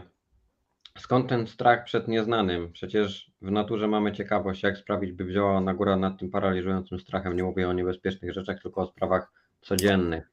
I ja bym to powiedział w ten sposób. W naturze mamy ciekawość, ale tak samo w naturze mamy polowanie i przetrwanie.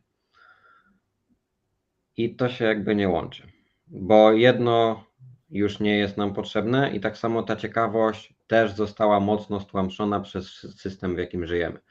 I te paradygmaty, które zostały nam powgrywane, one powodują to, że owszem, my gdzieś tam może jesteśmy ciekawi i chcielibyśmy wiedzieć, jak to jest, natomiast blokuje nas to, że mamy te przekonania, które po prostu w pewnym stopniu nas ograniczają, czyli ten wspomniany strach, te wspomniane relacje z innymi, czyli co powiedzą inni, strach przed porażką, wspomniane to, o czym mówiliśmy, że przykładowo nie chcę tego spróbować, bo się do tego nie nadaje albo nie dam rady.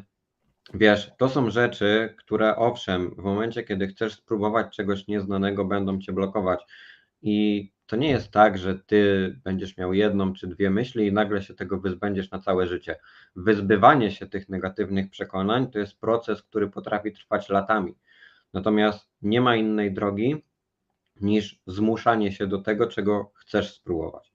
Bo jeżeli nie będziesz się do tego zmuszał, to nie znajdziesz za chuja w sobie bodźca, który spowoduje, że nagle zrobisz coś, czego nie chcesz zrobić. Do wszystkiego w życiu trzeba się zmusić. I teraz to, co już kiedyś gadaliśmy, jedyną rzeczą, którą jesteś w stanie kontrolować na świecie i za życia, to jest to, co masz we łbie i to, co myślisz. Bo nie możesz kontrolować pogody, nie możesz kontrolować tego, kiedy, nie wiem, serce ci stanie i ja wiem, że się dziwisz i wiem dlaczego, ale nieważne. Nie możesz kontrolować tego, kiedy serce ci stanie i nie będziesz mógł dalej funkcjonować. Nie możesz kontrolować, czy nie wiem, nie dostaniesz wylewu, czy nie upadniesz gdzieś, nie przewrócisz się i nie wstaniesz. To są rzeczy, na które nie masz wpływu. Możesz żyć zdrowo, ale i tak pewne sytuacje mogą się wydarzać. Przykładowo przyszła pandemia i nagle się okazywało, że gości, którzy byli mega wyćwiczeni, mega zdrowy tryb życia prowadzili, wiecie, siłownia, suplementy i tak dalej, to nagle ich choroba kładła i kończyli w szpitalu w ciężkim stanie. No to się da, czy się nie da, bo teraz zaprzeczyłeś sobie nagle. Nie, no mówię, że się nie da, no nie da się kontrolować Nie tych rzeczy. przewidzisz Nie wszystkiego, co zaprzeczyłem ci się sobie. w życiu wydarzy. Nie przewidzisz Nie tego, że zaprzeczyłem sobie. jadąc samochodem na No drodze... widzisz, ale to ktoś widzisz- jednak przewidział, że jemu nie pójdzie w tym sporcie, jeśli on weźmie taki specyfik jeden. No ale A, rozumiesz, że to nie wiesz. chodzi. Możesz kontrolować tylko to, co myślisz i jakie masz nastawienie. Więc jeżeli nie jesteś w stanie zapanować nad tym, co myślisz, to nad czym jesteś w stanie zapanować? Racja. Wiesz, to jeżeli chodzi o te specyfiki, różne rzeczy, to ja tutaj rozumiem Michała, tylko wiesz, później są pewne konsekwencje tego. Jak bierzesz coś, to zazwyczaj ma jakieś później konsekwencje. I ty tych konsekwencji możesz być mniej lub bardziej świadomy. Zarówno później, wiesz, wynik sportowy czy twoje zdrowie. Ty nie jesteś w stanie przewidzieć, co to będzie, ale jesteś w stanie przewidzieć pewne rzeczy, które mogą się wydarzyć w tym kontekście. To, co mówi Kuba, to jest całkowicie w drugą stronę i to, co powiedziałem, że idąc drogą, nie jesteś w stanie przewidzieć, że ktoś na przykład do ciebie wjedzie. Wiesz, że coś takiego może się wydarzyć, ale nie jesteś w stanie tego przewidzieć, kiedy to się wydarzy. Oczywiście można później, wiesz, reagować na to, co się dzieje wokół ciebie, ale to tak samo różne ma konsekwencje później. Ja kumam ciebie i Kuby. Mam nadzieję, że tu też widownia kuma, o co nam chodzi. Lećmy tutaj dalej. Otaczaj się pozytywnymi ludźmi, to też już wiele razy mówiliśmy, także z kim się zadajesz, takim się stajesz, jesteś wypadkową tych 5 osób wokół ciebie, warto korzystać z tego, warto zmieniać środowisko, warto czegoś więcej od życia wymagać. Jeżeli faktycznie znalazłeś taki paradygmat, czyli to, że przeszkadza ci twoje środowisko, stary, zrób wszystko, żeby zmienić to. Odetnij się, zrób wszystko, by to zmienić. Ja wiem, że czasem jest to bolesne, ale czasem jest to po prostu konieczne. I pewne konieczne rzeczy, jak zrobimy, to później przychodzi dużo lepszy efekt tego wszystkiego, tych naszych działań. Edukacja i rozwój osobisty, czyli to, co zarówno wy, jak i my robimy cały czas. Rozmawiamy, dyskutujemy, bo ja dużo z tej rozmowy wyciągnę, tak jak i wy wyciągniecie, tak jak i tutaj Kuba i Michał też pewnie wyciągną, bo na początku bali się, Marek, czemu tyle slajdów? Ja mówię, że to musi być, musimy to powiedzieć. Ja wiem, że ten live będzie trochę przydługi, ale moim zdaniem tu są rzeczy, które są mega ważne i jeżeli to przerobisz raz, drugi, trzeci, to wyciągniesz z tego samo mięso. I da się to po prostu zrobić. Pewnych rzeczy nie da się przeskoczyć. Plus oczywiście forma jest taka wygodna. Czyli zobaczcie, czytacie książki, pewnie wyciągacie z tego jakieś wnioski. To też nieraz tu było mówione. Nie wystarczy książki kupić, przeczytać, tylko trzeba pewne rzeczy wdrożyć. I tak jak my mówimy tutaj o pewnych rzeczach, to często odnosimy się też do naszych prywatnych działań, czyli do praktyki. Bo nie można łączyć teoretyki z praktyką. Wiecie, też możesz przeczytać w internecie czy gdziekolwiek dużo teoretycznych rzeczy, czy na przykład w jaki sposób jeździć na rowerze, ale dopóki ty na niego nie siądziesz i nie pojedziesz, to ta teoria nic ci nie da. Więc warto jest po prostu wdrażać tą wiedzę, którą czerpiesz zarówno z internetu, jak i powiedzmy z życia realnego, czyli z tego, co cię otacza. Pomoc z zewnątrz, to co tutaj już mówiłem wcześniej, czasami z tą walką nie radzimy sobie ani my, ani nikt nie jest nam w stanie pomóc z naszego otoczenia, więc tutaj trzeba udać się po prostu do specjalisty. Ja mam tutaj, tak jak Kuba, jak mówił Michał, że to jest terapeuta lub trener, ja mam coaching, także wiecie, o co mi chodzi. Co chcesz, Michał, dodać? Nie, no tutaj dobrze jest napisane, bo nic, wszystko okej. Praktyka uważności, czyli tutaj jest to, co też Michał stosuje i gdzieś tam mocno praktykuje. Medytacja i praktyki uważności mogą pomóc w zrozumieniu i przełamywaniu ograniczających przekonań, ucząc nas, jak obserwować nasze myśli bez sądzenia. Czyli wiecie, to po prostu pozwalasz temu płynąć i obserwujesz, co się z tobą dzieje, jesteś sam z sobą, więc to też z tego, co ja czytam i jak gdzieś tam każdy ma jakiś sposób swojej medytacji, czy nawet posiedzieć sobie w ciszy, sam z sobą i bez rozpraszaczy, to już można uznać za medytację, żeby po prostu zatrzymać się na chwilę. Bo my żyjemy w ciągłym biegu i często nawet nie mamy czasu na refleksję związaną z nami samymi, bo my ciągle biegniemy. Nie ma czasu na postój. No, bardzo często taka chwila dla nas potrafi nam później zaoszczędzić dużo czasu, ze względu na to, że koncentrujemy nasz mózg też na konkretnych sprawach, to zależy, czy to jest z rana ta medytacja, czy wieczorem, ale tak jak mówiłeś, że dajemy temu wszystkiemu płynąć, to nie do końca tak jest. Zależy, jaką medytację robisz. Jeśli chodzi na przykład o medytację jakąś z mantrą, którą często robię, to chodzi właśnie o to, żeby kontrolować to, nad czym się skupiasz i skupiać się na mantrze, nie, żeby te myśli nie odbiegały. Wtedy właśnie tak jakby defragmentujesz sobie dysk stary. Tak, I programujesz się często, na pewną czynność. często takie pół godziny w ciągu dnia bardzo mocno relaksuje twój mózg, więc potrafisz zaoszczędzić na przykład trochę snu, śpisz po prostu mniej, bo twój mózg szybciej odpoczywa i te pół godziny naprawdę robi robotę. Także ja serdecznie polecam. Często jest też tak, w moim wypadku było tak, że nie mam czasu iść na siłownię, albo nie mam czasu zrobić tego. A to jest tylko godzina dziennie, tak? Albo tam pół godziny dziennie. I jak zaczniesz się doszukiwać, dlaczego nie mam czasu, żeby zrobić coś dla siebie, to dochodzisz do wniosku, że to są tylko i wyłącznie wymówki i po prostu trzeba nad tym popracować.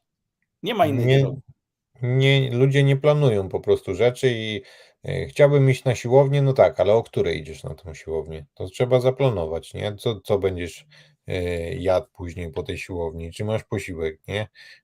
Spakowany jesteś, gościu? No weź się ogarnij i idziesz na siłownię. No. No. Cele i wizualizacja. To też chyba temat bliski Michałowi. Ustalanie celów i wizualizacja pozytywnych wyników mogą pomóc w przełamywaniu ograniczających przekonań. Także widzicie, No dokładnie. Cele bardzo dobrze jest sobie wyznaczać, krótko, średnio i długoterminowe. To na przykład z Donajem rozmawialiśmy o tym, to polecam wrócić do tego live'a. A jeśli chodzi o wizualizację, to właśnie po tym, jak wyznaczymy sobie cele, możemy zrobić taką wizualizację, że najpierw widzimy siebie z osoby trzeciej, na przykład. Wyobrażamy sobie to, jak już osiągnęliśmy te cele, w jakim miejscu jesteśmy, kim jesteśmy, jak wyglądamy i tak dalej.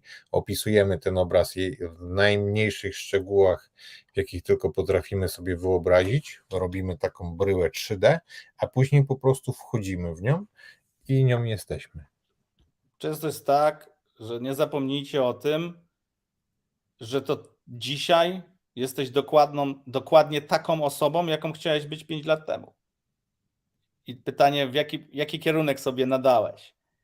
Bo ja nadając sobie pewne kierunki i rzeczy, które zrobiłem w przeszłości, jeżeli chodzi o mój rozwój i to wszystko, to jestem zajebiście mile zaskoczony, jak to poszło. Jeżeli bym tego nie zrobił, to bym pewnie tkwił ciągle dalej w tej starej rzeczywistości. Dla niektórych może to być tylko 5 lat, a dla innych aż 5 lat, a ja wam mówię, że to jest tylko. Ogółem, odnośnie tego, co mówi Michał, czyli cele i wizualizacja, wyobrażanie sobie siebie i tak dalej. Tutaj założę foliową czapeczkę i teraz proszę mnie słuchać w tej foliowej czapeczce. Prawo rezonansu, czyli coś, o czym mówiłem, jest taka książka. Ta książka dobrze obrazuje to, pokazuje jakieś tam przykłady, nie przykłady, badania, nie badania odnośnie tego, o czym mówi Michał, że wizualizacje i przyciąganie różnych rzeczy za pomocą myśli działa. Jeżeli chcecie na to prostych dowodów, to pewnie bardzo często w życiu mieliście tak, że sobie o czymś pomyśleliście i za moment to się wydarzyło. I wiecie, można powiedzieć, że to są pewne sytuacje, które są w życiu przypadkami. Natomiast niekoniecznie bym się z tym zgodził. Nie wiem, czy wiecie, w każdym razie, jeszcze nie tak dawno temu stosunkowo, to są słowa, które powiedział Tesla, że jeżeli chcesz zrozumieć tajemnicę wszechświata, to musisz myśleć na poziomie energii, częstotliwości i wibracji. I teraz o co z tym chodzi? Jeżeli wiesz, że wszystko na świecie jest energią, wszystko ze sobą rezonuje, wszystko ma jakieś częstotliwości, na których nadaje i te częstotliwości potrafią tworzyć struktury geometryczne, niegeometryczne i tak dalej. Jeśli w to nie wierzysz, to polecam wybrać się do Centrum Nauki Kopernika w Warszawie, I tam są takie fajne narzędzia, na których za pomocą pokręteł możesz pobawić się tym, jakie częstotliwości są ustawiane w hercach. I masz płyty, na których jest wysypany piach, masz wodę, która jest w naczyniu i możesz zmieniać te częstotliwości i widzisz, jak pod wpływem zmiany tych częstotliwości ten piach nagle zaczyna się układać w różne geometryczne struktury, jak jedne częstotliwości tworzą perfekcyjne, kurwa idealne obrazki, a inne tworzą chaos i tak naprawdę zakłócają to, co się dzieje na tym. To samo dzieje się z wodą. W momencie, kiedy dasz jej odpowiednią częstotliwość, to nagle ona się zachowuje inaczej niż zachowuje się w tej innej częstotliwości. I teraz moim skromnym zdaniem ignorancją jest myślenie, że energie i częstotliwości nie mają wpływu na ciebie jako człowieka, jeżeli wiesz, że ty jako człowiek składasz się w 70 czy tam 80% z wody. A idziesz i widzisz, jak te herce działają na wodę. No. I teraz są częstotliwości, nawet na YouTube, jak sobie wpiszecie, nie wiem, 432, 528 czy inne takie. I posiedzicie i posłuchacie takiej muzyki o takiej częstotliwości. Nagle się okazuje, że przez moment słuchania, 15, 20, 30 minut, zaczniecie się inaczej czuć, jeżeli chodzi o organizm. Tak samo są artyści, którzy przed swoimi koncertami wymagają tego, żeby instrumenty, na których będą grać, były strojone na daną częstotliwość. No. Dlaczego częstotliwość tam w 1900 którymś roku była zmieniona z 432 na 440? I teraz zobaczcie sobie, jak wygląda różnica pomiędzy 432 Hz, jeżeli chodzi o strukturę wody przykładowo, a jak wygląda różnica pomiędzy 440 Hz. To są zakłócenia, niby to jest ile? 8 Hz różnicy, a tak na dobrą sprawę zakłóca cały obraz. Więc teraz wiesz, tak jak powiedziałem na początku, zakładam foliową czapeczkę i sobie myślcie, co chcecie. Natomiast moim zdaniem ignorowanie tych rzeczy jest głupotą. Można w to wierzyć, można w to nie wierzyć, natomiast pewne rzeczy, no kurwa, sorry, masz dowody na to, że to jest faktem. A później zakładasz sobie słuchawki i puszczasz sobie to wszystko i ci tam wiesz co. No tak. Mam wrażenie, że oglądamy te same materiały w internecie, jeżeli chodzi tutaj. No bo taka jest prawda, zobaczcie, tak samo my rezonujemy, tak? Przyciągamy się nawzajem, mówię. Generalnie wszystko jest w Biblii. Słowo ciałem się stało, mieszkało między nami. Najpierw jest myśl, później jest słowo, czyli jako taka deklaracja, a później się to dzieje po prostu. Tak tworzymy swoją rzeczywistość. I tak jak mówię, wszyscy rezonują. Jedni mogą nas lubić, inni mogą nas nie lubić, bardziej, mniej, już nawet nie chodzi o to, ale to też takie coś usłyszałem i ja to przynajmniej też stosuję w moim wypadku, że nawet jeśli kogoś nie lubię, albo wydaje mi się, że nie lubię, to staram się wyciągnąć z tego to, co jest dobre dla mnie. Kolejną taką rzeczą jest, że czemu jest tak, że osoby, które ciebie nie lubią, na przykład w życiu tak jest, bardzo mocno cię obserwują, co ty robisz. Więc to nie jest ważne, czy oni cię lubią, czy nie, oni ciągle są twoimi fanami. Wiecie, o co chodzi.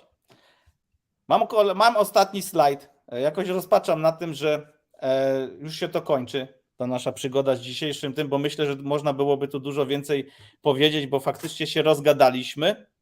Także ostatnim taką pracą nad tymi paradygmatami jest dziennik sukcesów.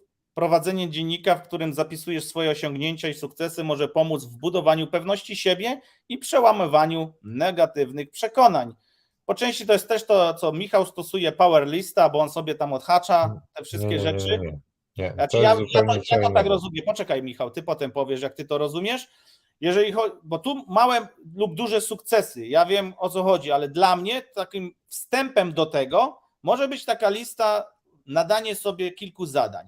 Bo jeżeli zrobisz taką power listę, którą Michał często robił i to tu opowiadał, to może to spowodować to, że ty zaczniesz zauważać te twoje małe sukcesy, mini sukcesy, odhaczać, jesteś temu bardziej wdzięczny i z łatwością przyjdzie ci później zapisywanie dużych sukcesów lub jakichś przełomowych rzeczy w twoim życiu. Mi o to bardziej chodzi.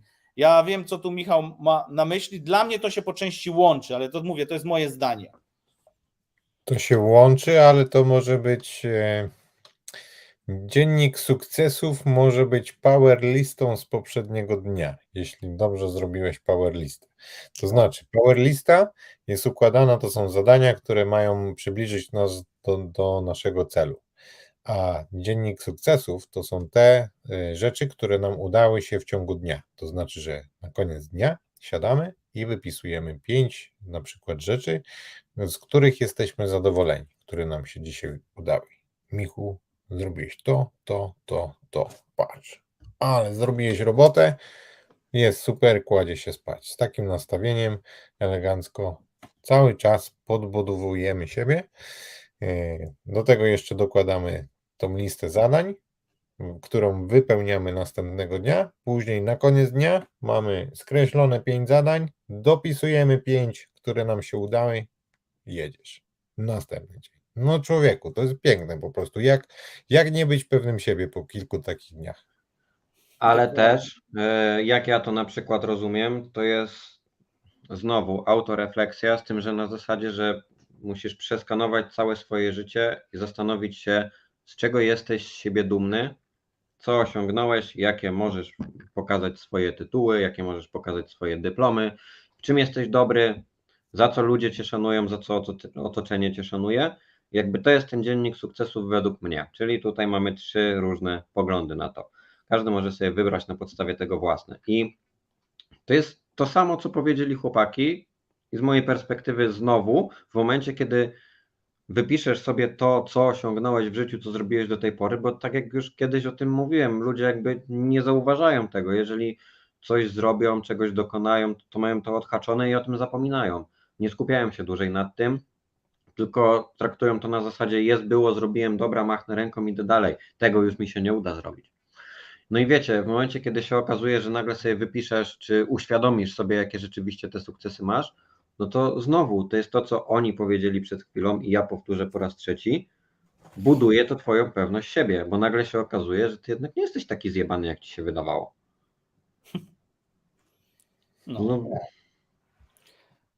No chyba sam bym lepiej tego nie skwitował, także zobaczcie, no przebrnęliśmy przez te wszystkie paradygmaty, przez to, co chcieliśmy wam tutaj przekazać. Ja mam wielką nadzieję, że pomoże to chociaż trochę wam zrozumieć, że warto nad tym popracować, że nie warto być zamkniętym na nowe rzeczy, no i po prostu warto zawalczyć o samego siebie i nie podchodzić z takiego poziomu, że no jak to komuś się tam nie udało w mojej rodzinie, to mi też się nie uda. Warto jednak jest próbować i robić coś więcej, żeby coś więcej osiągnąć, mimo pewnym trudnościom, no bo osiąganie nowych rzeczy, nabieranie nowych umiejętności jest związane z tym, że coś nie będzie ci się od razu udawać i będzie ci nie wychodzić.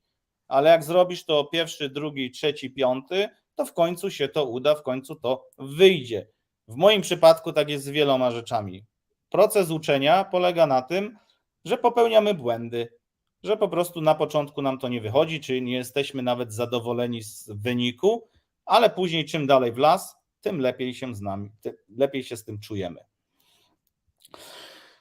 Dobra, to lecimy dalej. Na koniec mamy tutaj naganianie na bonusy standardowo. Tak jak już to miałem w prezentacji, to wrzucam wam możliwość odebrania 50 euro z aplikacji Luno. Wystarczy pobrać apkę, wpisać kod, wykonać tam odpowiednie kroki. Jest to zakup kryptowalut za 250 euro i po 30 dniach otrzymacie bonus w wysokości 50 euro, które możecie wydać na Bitcoina po tych 30 dniach.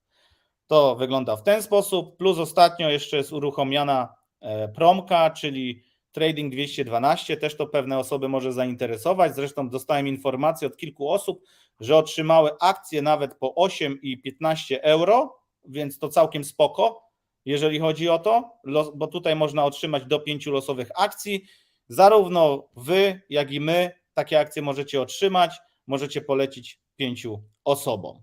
No i jeszcze na koniec ogłoszenie będzie wydarzenie, które może Wam pomóc przełamać te paradygmaty, wyjść do ludzi, dowiedzieć się coś fajnego, zmienić trochę środowisko, może poznać kogoś ciekawego.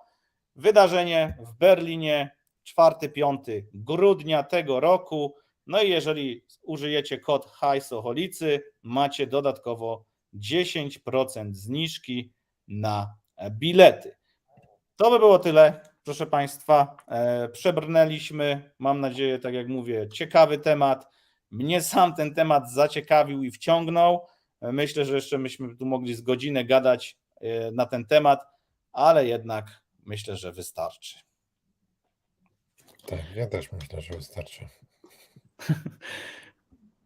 Ostatnio mamy dość treściwe te nasze spotkania, ale ja to jestem mega szczęśliwy, że tak to jest. Także widzimy się za tydzień. Trzymajcie się. Życzymy Wam stosunkowo udanego wieczoru. Hej. Pozdrówki. Na razie.